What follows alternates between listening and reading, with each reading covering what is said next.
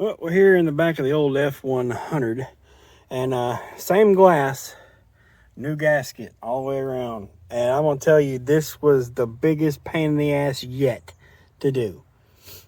One, because the old man's arguing with me the whole time on how to do it, and he's the one that was telling me about this stupid rope trick the whole time. And I finally learned how to do it, and he wants to argue with me about it. But it is finally in. I'm just trimming out the gap. I should have put two ropes, one on the inside, one on the outside. But now I'm just pulling out the gasket, and this is a spot where he tore it. There's another spot on the inside in there where he tore it. But we have a new gasket, and the back windshield should not leak anymore. There's our gasket all the way around, and right there's where, I won't fucking focus.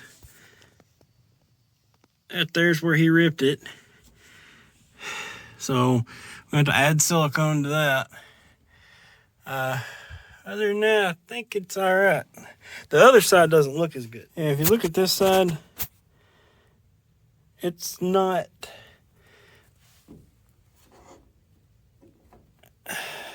on there as much as the other side, but I think it's because my glass seems like it's shifted to the driver's side some.